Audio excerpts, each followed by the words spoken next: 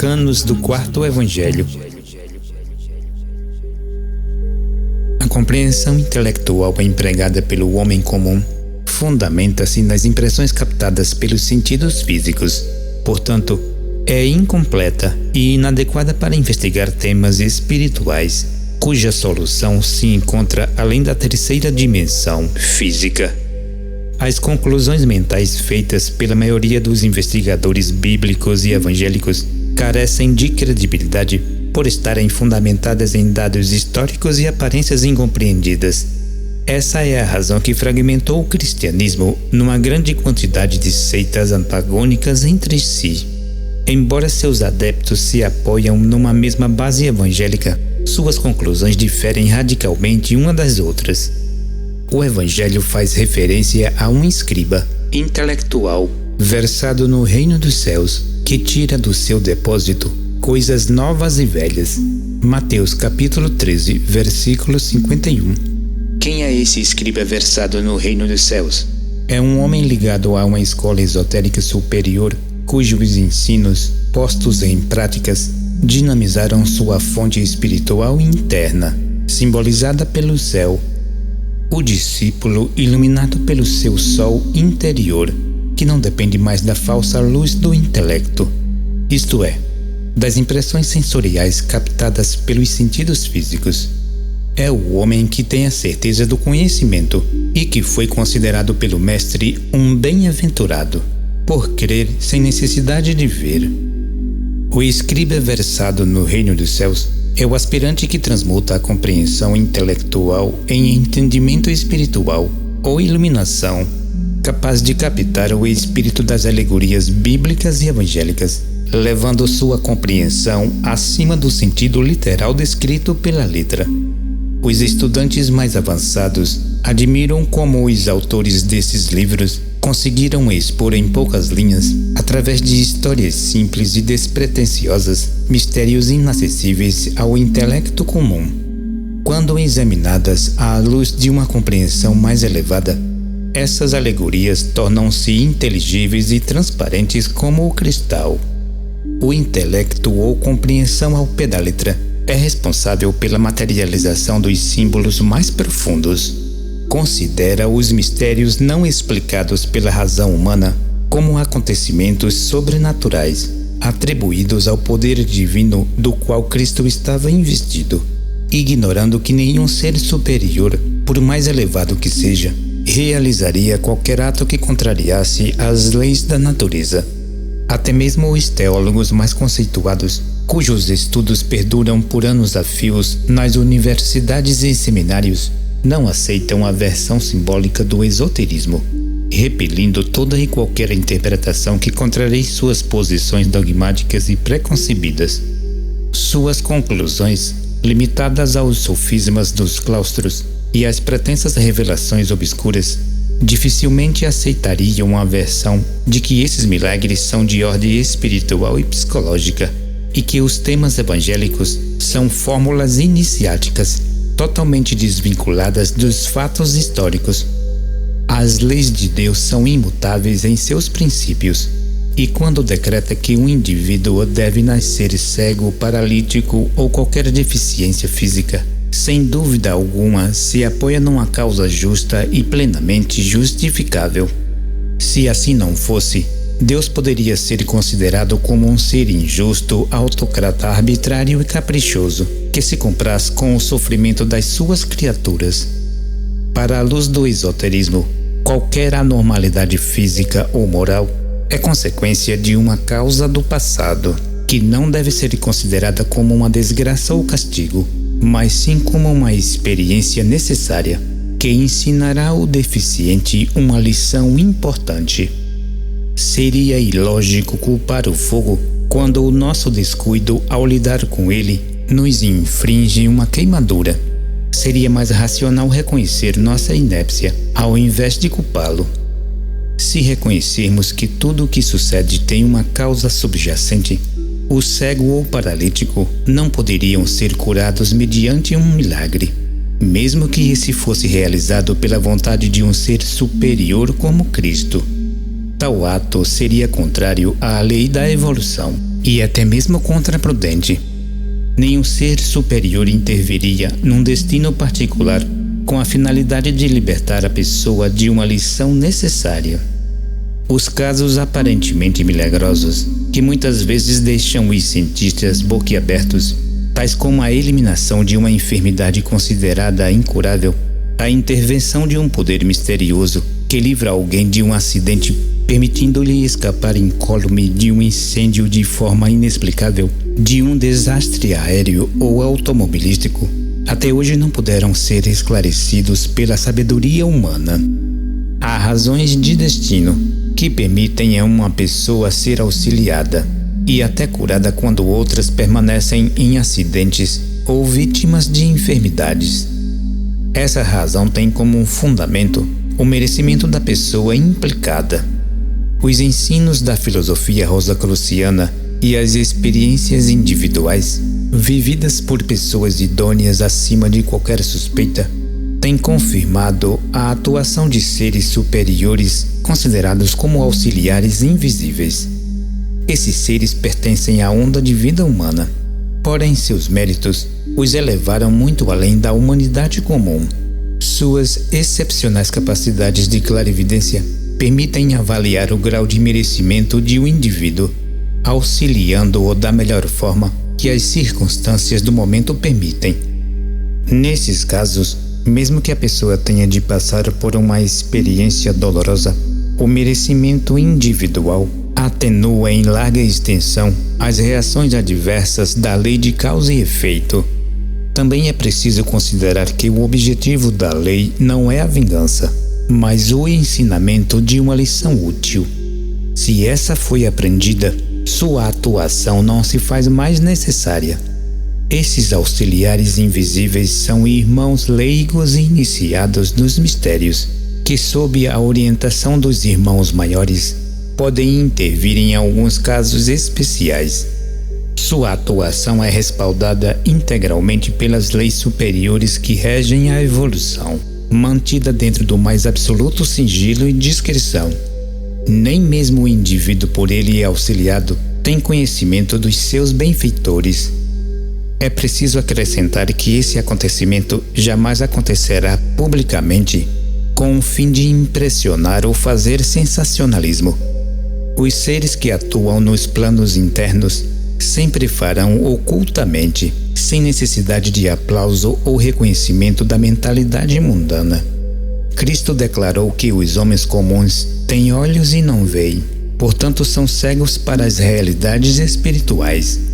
Todavia, declarou aos discípulos que seguem seus ensinos que são bem-aventurados seus olhos, porque veem, e seus ouvidos porque ouvem ou entendem, referindo-se à capacidade alcançada pelos escribas versados no reino dos céus.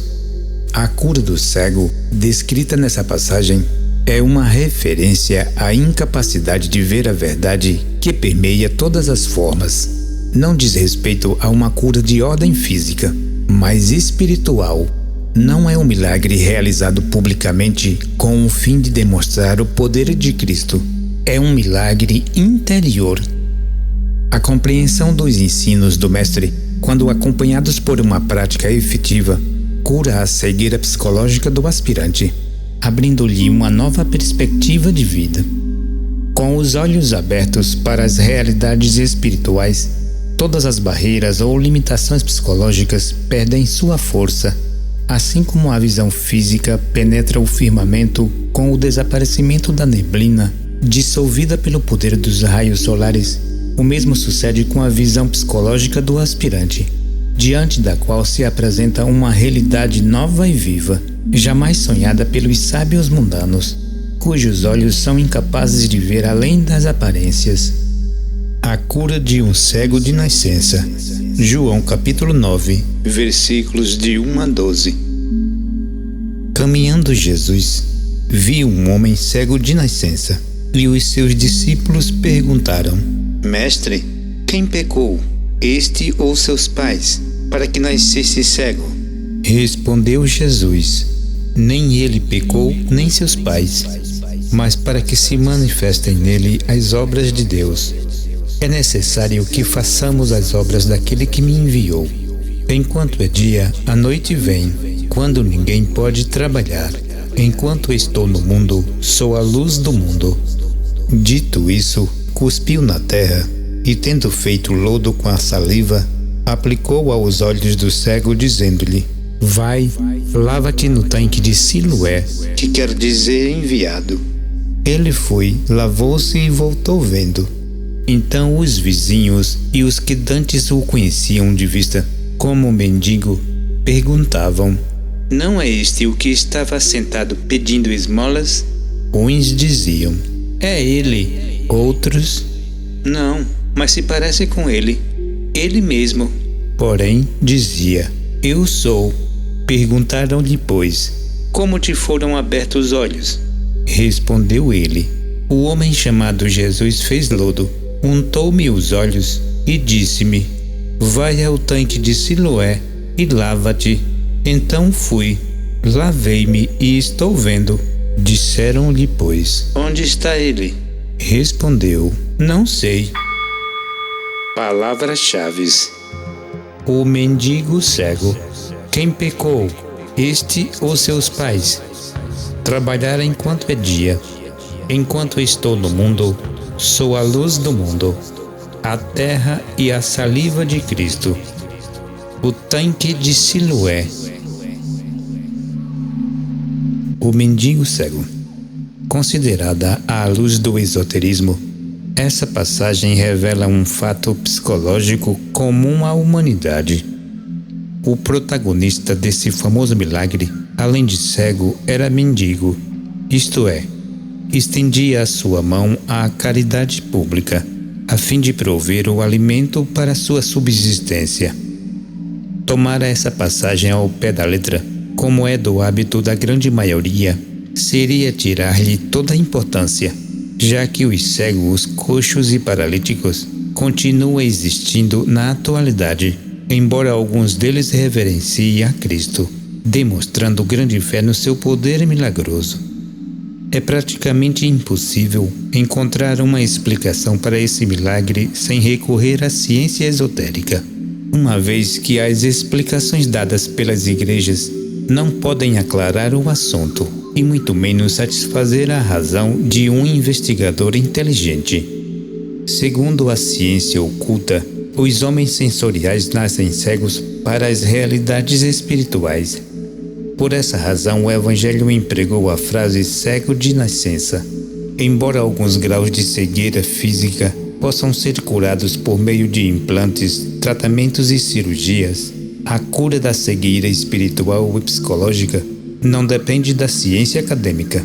Ela exige métodos diferentes e só a tomada de consciência da verdade, ou seja, do conhecimento de si mesmo e das leis que regem a evolução, terão poder de erradicá-la. O termo mendigo foi muito bem colocado pelo evangelista. Para compreender mais amplamente seu significado, o estudante terá de se reportar ao Antigo Testamento, no qual é descrito outro aparente milagre relacionado com o maná, o pão que caía do céu e que serviu de alimento ao povo hebreu, à humanidade como um todo, que peregrinava pelo deserto, mundo material. É evidente que a exposição bíblica é simbólica e não pode ser considerada literalmente. A palavra maná ou manás é o símbolo da mente carnal ou concreta, com a qual o homem elabora suas conclusões mentais, fornecidas pelas impressões materiais recebidas através dos sentidos. Essas conclusões, embora materialistas, estão estabelecendo as bases do progresso material, com as quais os homens criam as civilizações e o desenvolvimento científico. Sem esse alimento, o homem jamais se desenvolveria. Assemelhar-se-ia aos animais, que são incapazes de assimilar esse alimento, porque ainda não receberam o elo mental. Embora o homem reformule com frequência as enganosas conclusões a que chegou, já que novas evidências ampliam ou tornam nulas as conclusões anteriores. Ele terá de admitir um dia que um poder superior rege sua vida e o universo, e que o alimento proporcionado pela mente concreta é insuficiente para alimentar seu raciocínio e conduzi-lo ao conhecimento da verdade. Embora os cientistas materialistas insistam em buscar respostas às suas indagações, empregando instrumentos científicos de alta precisão, a verdade permanece oculta para eles, limitando-os a estranhas hipóteses que nunca se convertem em certezas reais. Assim como o cego do Evangelho tinha de mendigar seu sustento até ser curado por Cristo, os acadêmicos e intelectuais materialistas mendigam das formas, efeitos e aparências os esclarecimentos que julgam levá-los ao conhecimento da verdade, negando-se a aceitar as luzes de uma ciência superior ou ouvir com aceitação aqueles que veem e sabem mais do que eles. Aumentaram os conhecimentos científicos, estudando apenas os efeitos, cujas causas espirituais não são vistas e até mesmo negadas intransigentemente, é a maior demonstração de tolice e cegueira mental. O reconhecimento da própria cegueira psicológica é o primeiro passo que há de ser dado para a cura. Quando a catarata que obstrui a visão é removida, os homens se tornam efetivamente sábios, tendo acesso às causas que produzem os efeitos materiais.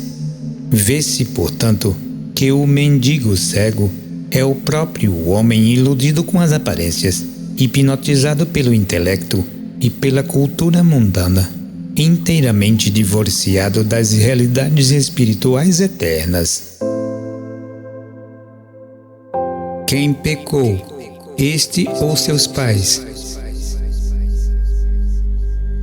Essa pergunta revela a existência de uma lei de suma importância, a lei de causa e efeito. Há dois tipos de cegueira, a física e a psicológica. A primeira é originada por uma falta grave cometida em uma vida passada, cujos efeitos impedem seu portador de ver as formas físicas numa existência subsequente.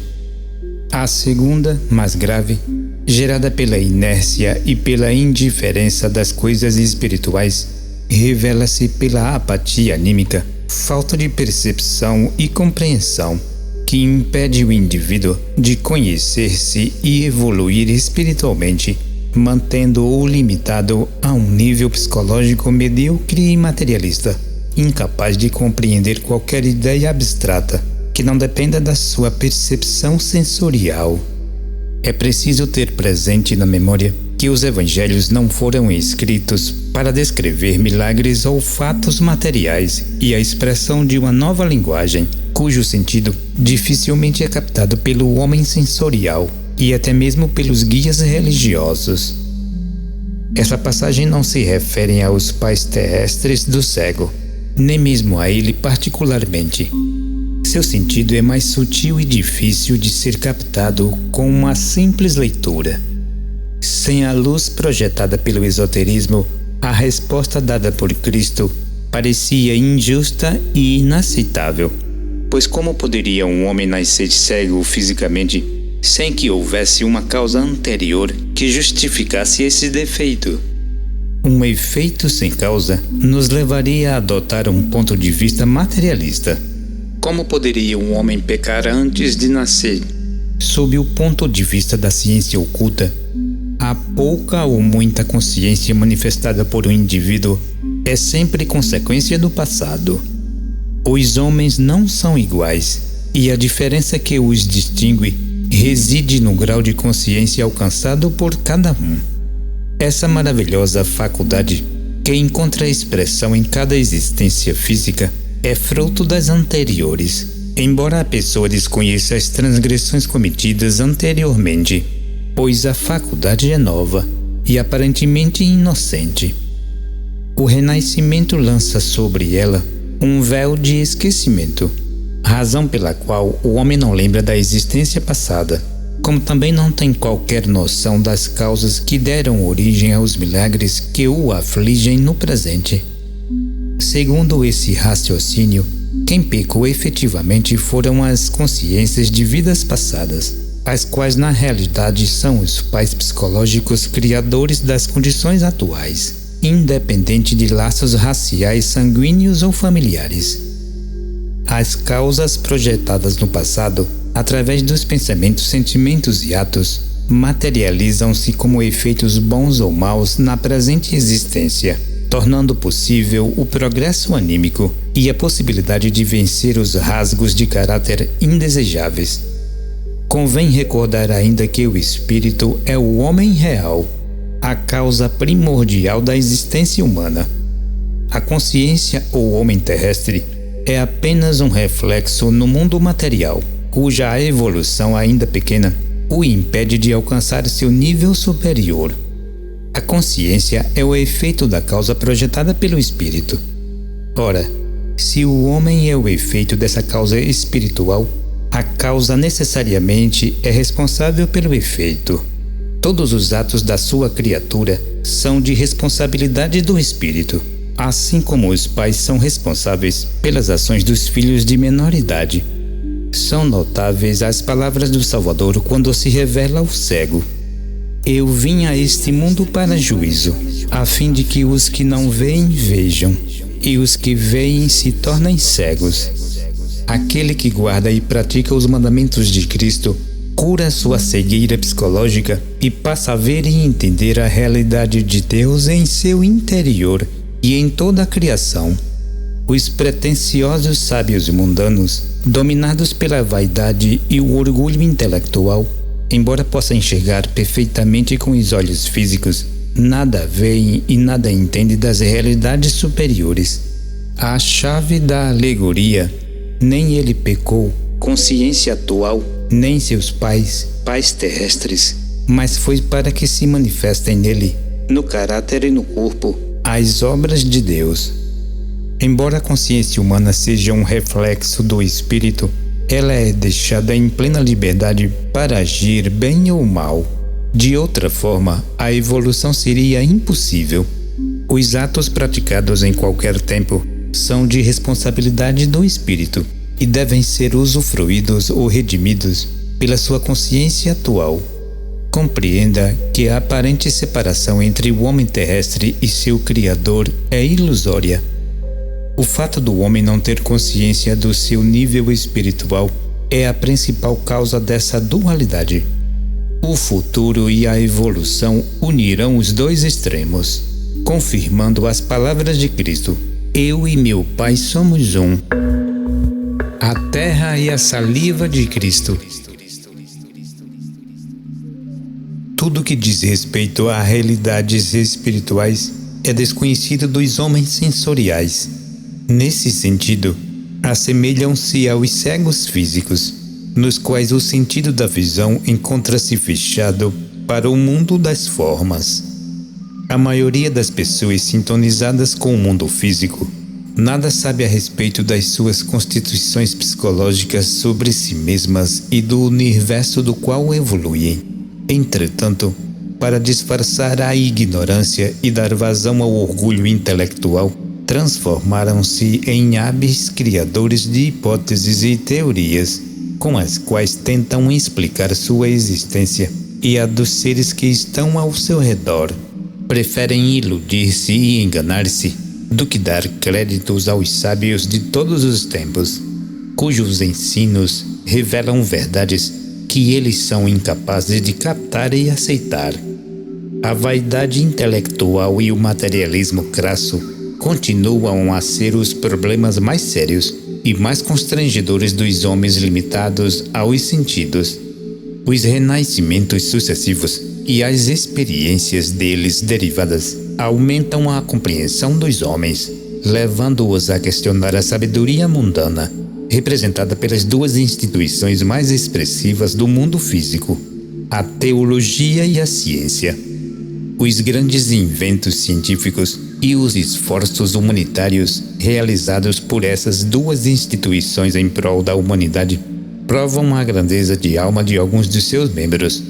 Todavia, apesar dos esforços empreendidos até o presente, não conseguiram esclarecer de forma razoável o grande enigma da vida, da morte e do universo. Embora difiram radicalmente em seus pontos de vista, os teólogos e cientistas nada conseguiram provar racionalmente sobre a existência ou inexistência de Deus, sobre a existência ou a inexistência dos mundos espirituais e o aparecimento do homem sobre a Terra. Falam, escrevem e especulam, atribuindo a causas físicas os grandes mistérios que não conseguem explicar. Quando o homem se aproxima da sagrada ciência, tão difamada e ridicularizada pelas suas classes citadas, encontra a terceira via, uma via alternativa, cujos ensinos lógicos e experimentais demonstraram-lhe uma série de verdades até então desconhecidas: o conhecimento de si mesmo. O objetivo principal dessa terceira via revela ao aspirante sincero uma realidade psicológica contundente, na qual se surpreende como alguém que nada sabe a respeito de si mesmo e do seu destino, como um ser pobre, miserável, cego e nu, como afirma o Apocalipse em sua carta à igreja em Laodiceia. Essa tomada de consciência da própria situação seria decepcionante e até mesmo dolorosa se essa via ou ensino não oferecesse os meios para curar sua ignorância ou cegueira anímica.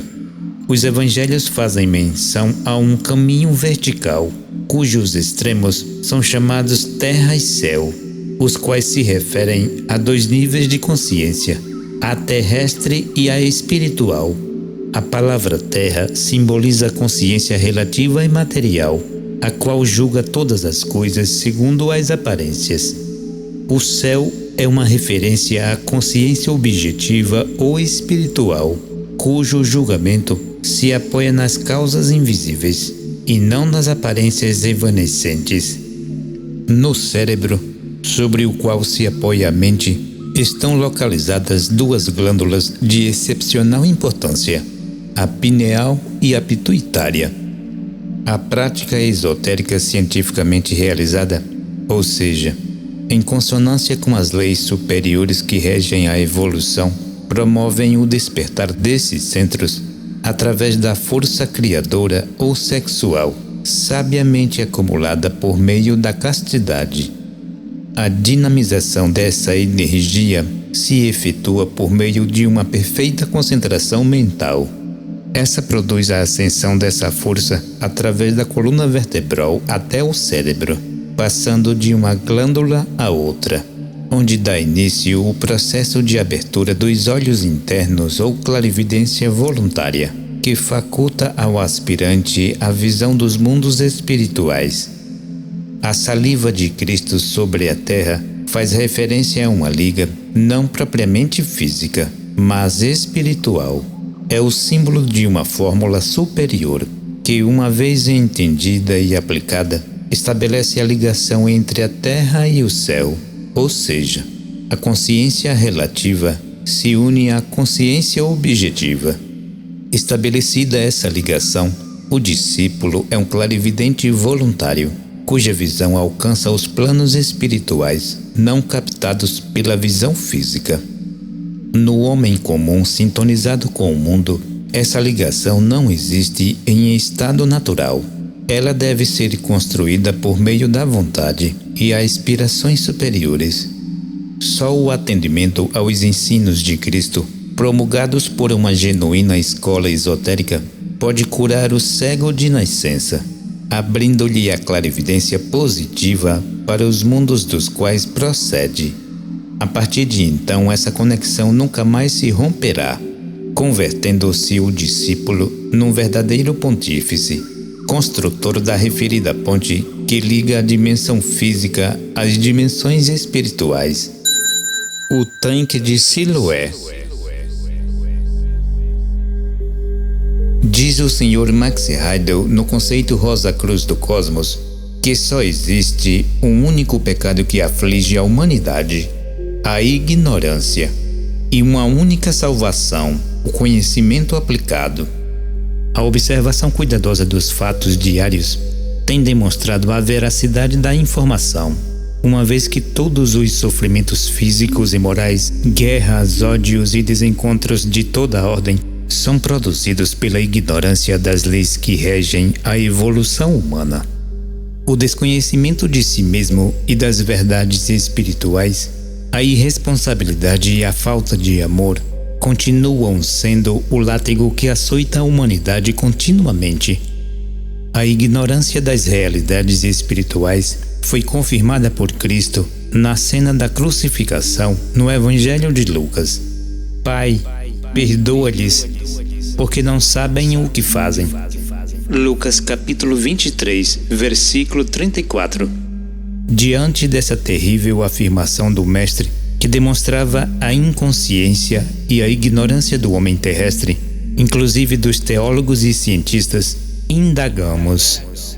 E hoje, passado 2 milênios desde que essa frase foi pronunciada, já sabemos o que estamos fazendo? Porventura já descobrimos quem somos, de onde viemos e o que estamos fazendo aqui e para onde iremos após a morte? A observar a pobreza do raciocínio empregado pelos sábios mundanos, quando opinam sobre temas transcendentes, tudo indica que levará ainda muito tempo para que possam responder racionalmente a essas perguntas. Vejamos como exemplo o esclarecimento dado do dicionário bíblico, elaborado por um dos mais famosos biblistas americanos, o Sr. John L. Mackenzie, sobre o tanque de Siloé. Este nome, diz ele, aparece somente em Isaías capítulo 8, versículo 6, como nome de um canal ou túnel, provavelmente ligado à fonte de Geom, cuja localização é incerta. Era anterior ao túnel de Ezequias. O termo hebreu significa provavelmente quem envia. A piscina na qual as águas do túnel de Ezequias eram captadas situa-se na ladeira ocidental do Monte Sião. A piscina moderna que traz o nome de Siloé é uma construção muito mais tardia, mas é ainda alimentada pelo túnel de Ezequias. A piscina neste lugar é identificada nos tempos do Novo Testamento como a piscina descrita em João capítulo 9, versículos de 7 a 11. E a torre que caiu durante a sua construção achava-se nas suas proximidades. Lucas capítulo 13, versículo 4. Essa descrição parece satisfazer o seu autor. Aliás, essa será sempre a forma simplória e ingênua adotada pelos intelectuais e teólogos quando pretendem discorrer ao pé da letra sobre os mistérios que sua mente não alcançam. Seus relatos, provavelmente fundamentados em investigações científicas e arqueológicas, não revelam nenhuma certeza. Não duvidamos dos esforços empregados com o intuito de averiguar se de fato esse tanque existiu, ou constatar de que fonte brota suas águas. A grande verdade é que nenhuma explicação solucionou o mistério relacionado com esse tanque, descrito de forma enigmática no Evangelho de João. Ao ler as descrições tomadas de maneira literal, ocorrem-nos as palavras do Mestre quando se dirigiu aos escribas e fariseus da sua época: guias cegos, que coais o mosquito e engolis o camelo. Mateus capítulo 23, versículo 24. O tempo tem provado que os atuais escribas e fariseus, intelectuais e eclesiásticos, não diferem daqueles do passado, pois continuam a proceder da mesma forma. Essa frase confirma que o raciocínio do homem sensorial mudou muito pouco em 2000 anos, pois até hoje os especuladores intelectuais e os donos da religião continuam procedendo da mesma forma, ou seja, procurando meticulosamente no exterior o esclarecimento que só pode lhe ser dado internamente. Os estudiosos que examinaram a fonte talvez não tenham feito experiências com pessoas cegas, a fim de averiguar o poder curativo das suas águas. Se as tivessem feito, a impossibilidade do milagre talvez lhe revelasse que a fonte mineral ou física é um símbolo de grande significado oculto, empregada pelo evangelista para ocultar algo precioso, cuja importância ainda não foi captada pela maior parte dos estudiosos. Quando seu real significado é alcançado, que importância poderá ter sua existência material? Que importa saber se a fonte existiu ou não? Porventura, há alguma prova de que o único cego tenha sido curado pelas suas águas depois do milagre realizado por Cristo? Seria de grande valia para os especialistas em estudos bíblicos se, ao invés de se preocuparem com fatos históricos e escavações arqueológicas, voltassem a atenção para o significado oculto encoberto pela letra, pois só lhe revelaria uma verdade espiritual realmente valiosa. O verdadeiro sentido desse tanque milagroso é espiritual e não físico. No Boletim Rosacruciano do primeiro trimestre de 2003, foram dadas algumas informações sobre o tanque de Betesda, sobre a qual as pessoas portadoras das mais variadas enfermidades se lavaram após um anjo mover suas águas, a fim de serem libertadas das suas enfermidades. No sentido esotérico, o tanque de Betesda e o de Siloé possuem significados semelhantes. Considerado espiritualmente, o tanque é um reservatório de altos conhecimentos, ou melhor, de um método especializado, simbolizado pela água, capaz de curar várias enfermidades que afligem a psicologia humana. Se o conhecimento aplicado é a única salvação, então é preciso considerar seriamente o método espiritual simbolizado pelas águas desse tanque. Voltamos a enfatizar a ideia de que as enfermidades citadas pelos evangelhos não são físicas, mas psicológicas. A tradução literal do hebraico para Betesda é a casa da misericórdia, ou casa de comida. Essa tradução é bastante significativa. Ela representa o amor de Cristo e dos guias da evolução, que legaram à humanidade um ensino capaz de reintegrá-la à vida espiritual. Simboliza também o alimento psicológico, verdade ou comida, que deverá nutrir a alma consciente em sua peregrinação rumo à casa do Pai. O nome Siloé dado ao tanque no qual o cego se lavou significa enviado. Simboliza o Espírito de Deus eternamente presente no interior de todos os homens. Representa a verdade regeneradora e libertadora, capaz de esclarecer todas as dúvidas e remover a catarata mental que impede o homem de ver a verdade oculta em seu próprio interior. Só o Cristo interno do homem, o enviado ou ungido de Deus, tem autoridade para restaurar a visão defeituosa da sua criatura, a consciência relativa. Os fariseus interrogam o cego.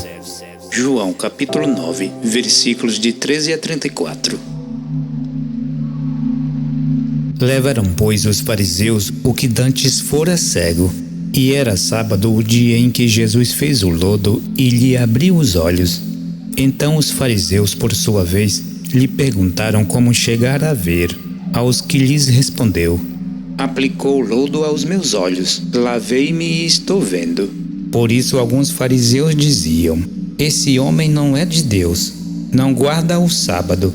Diziam outros: como pode um homem pecador fazer tamanhos sinais? E houve disseção entre eles. De novo perguntaram ao cego: que dizes tu a respeito dele, visto que te abriu os olhos? Que é profeta. Respondeu ele. Não acreditaram os judeus que ele fora cego e que agora via, enquanto não lhe chamaram os pais e os interrogaram: é este o vosso filho, de quem dizeis que nasceu cego, pois vê agora? Então os pais responderam: sabemos que este é nosso filho e que nasceu cego, mas não sabemos como vê agora, ou quem lhe abriu os olhos também não sabemos. Perguntai a ele. Idade tem, falará de si mesmo. Isto disseram seus pais porque estavam com medo dos judeus, pois estes já haviam assentado que se alguém confessasse ser Jesus, o Cristo, fosse expulso da sinagoga. Por isso é que disseram os pais: Ele idade tem, interrogai-o. Então chamaram pela segunda vez o homem que fora cego, e lhe disseram: dá glória a Deus. Nós sabemos que esse homem é pecador. Ele retrucou: se é pecador, não sei. Uma coisa eu sei, eu era cego e agora vejo. Perguntaram-lhe, pois, que te fez ele? Como te abriu os olhos? Ele lhes respondeu: já vô-lo disse, e não entendestes? Por que quereis ouvir outra vez? Porventura quereis vós também vos tornar seus discípulos? Então o injuriaram e lhes disseram: discípulo dele és tu, mas nós somos discípulos de Moisés. Sabemos que Deus falou a Moisés, mas deste nem sabemos de onde é. Respondeu-lhe o homem: nisto é de se estranhar que vós não sabeis de onde ele é, e contudo me abriu os olhos. Sabemos que Deus não atende a pecadores, mas, pelo contrário, se alguém teme a Deus e pratica a sua vontade, a este atende. Desde que há mundo, jamais se ouviu que alguém tenha aberto os olhos de um cego de nascença. Se este homem não fosse de Deus, nada poderia ter feito. Mas eles retrucaram: tu és nascido todo em pecado e nos ensinas a nós? E o expulsaram. Palavra-chave: o sábado. O sábado. A lei mosaica consagra o sábado como o dia do descanso, hábito adotado pelo povo judeu até os dias atuais. Sob o ponto de vista esotérico, a atividade exercida durante os 6 dias que precedem o sábado não se refere a um trabalho externo, mas a um período de preparação psicológica, simbolizada pelos 6 dias da semana. A culminação desse trabalho, representado pelo 7º dia, o sábado, é a ocasião em que o milagre interior é realizado pelo Cristo interno. Segundo a Bíblia, Deus criou o mundo em 6 dias e descansou no 7º. Empregando a lei da analogia, conclui-se que a criação da nova mentalidade ou homem novo deverá apoiar-se nesse mesmo princípio. 6 dias de atividades especializadas que deverão culminar no 7º com um merecimento descanso. Esse dia significa a conquista do objetivo que todo estudante consciente deve ter em vista: a formação do corpo espiritual ou veste nupcial, com a qual estará autorizado a participar das bodas do Cordeiro, a qual simboliza a união da alma consciente, consciência, com o espírito. Com o objetivo de tornar o assunto mais claro possível, lembramos que os 6 dias que precedem o sábado não são dias de 24 horas. Podem ser 6 vidas consecutivas ou mais. Isso não vem ao caso. O importante é trabalhar conscientemente na direção indicada pelo método cristão para que se chegue ao sábado, o dia do descanso em que o objetivo da evolução foi alcançado. O cristianismo adotou como 7º dia o domingo, por ser governado pelo sol, tendo em conta a origem solar de Cristo. Jesus revela-se ao cego. João capítulo 9, versículos 35 a 41. Ouvindo Jesus que o tinha expulsado, encontrando-o, lhe perguntou: crês tu no Filho do Homem? Ele respondeu e disse: quem é, Senhor, para que eu nele creia? E Jesus lhe disse: já o tens visto, e é o que fala contigo. Então afirmou ele: creio, Senhor, e o adorou. Prosseguiu Jesus: eu vim a este mundo para juízo, a fim de que os que não veem vejam, e os que veem se tornem cegos. Alguns dentre os fariseus que estavam perto dele perguntaram-lhe: acaso também nós somos cegos? Respondeu-lhe Jesus: se fosseis cegos, não tereis pecado algum. Mas porque agora dizeis, nós vemos, subsiste o vosso pecado. Palavra-chave: a revelação. A revelação. O estudo do espiritualismo não é uma passagem agradável que algumas pessoas fazem em suas horas de folga. Essa ciência não foi apresentada ao mundo apenas como objeto de curiosidade ou especulação intelectual. Essa tem uma finalidade, um objetivo a ser alcançado: a tomada de consciência da própria realidade espiritual e dos planos superiores dos quais o espírito descende. Porém, para alcançar esse objetivo, é preciso estar em sintonia com as leis superiores, atender às regras e princípios que o homem insiste em desobedecer. A castidade, por exemplo, é um desses princípios mencionados no 6º mandamento do Decálogo: não pecarás contra a castidade. Ao entrar pela porta estreita rumo à vida espiritual, o aspirante deverá resguardar-se contra todo o impulso que promova o abuso irracional das suas energias criadoras, como o sexo, o falar descontroladamente, a inquietude. O domínio dessas forças e o cultivo de ideias elevadas dão início a uma marcha ascendente da consciência humana, aproximando-a da luz do espírito.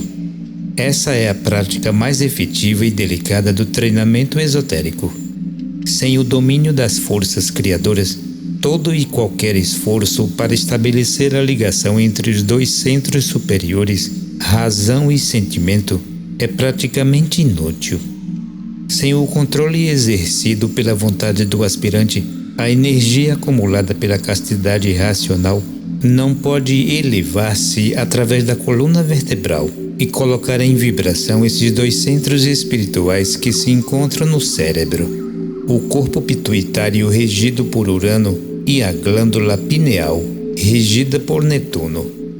Estabelecida a união ou ligação entre os dois centros etéricos, a cegueira é curada e o praticante se torna um clarividente voluntário, afirma o Sr. Max Heidel no conceito Rosa Cruz do Cosmos. O indivíduo que tenha desenvolvido a clarividência voluntária pode investigar a qualquer tempo e em qualquer direção e ver os pensamentos e planos dos outros, sempre que dirija a sua atenção especialmente para isso, e não em caso contrário. A clarividência exercida é a que se usa para investigar os fatos ocultos, sendo esta a única classe de clarividência que serve realmente para esse objetivo.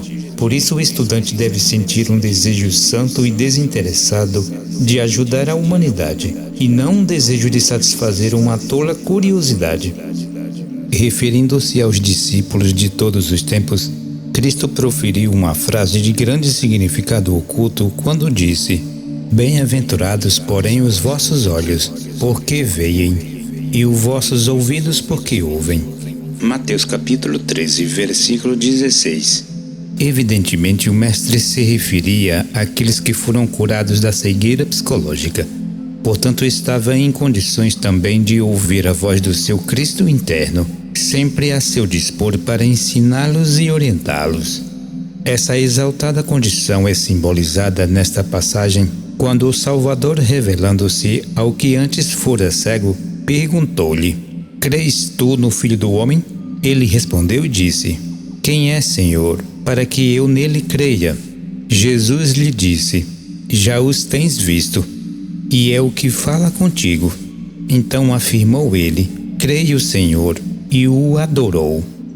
Pelo exposto, conclui-se que a cura da cegueira é seguida da cura da surdez, pois esse processo interno dá ao homem a capacidade de se comunicar com seu Cristo, ou seja, com seu nível espiritual superior antes desconhecido. Essa comunicação interior muitas vezes passa despercebida, até mesmo dos aspirantes mais sensíveis.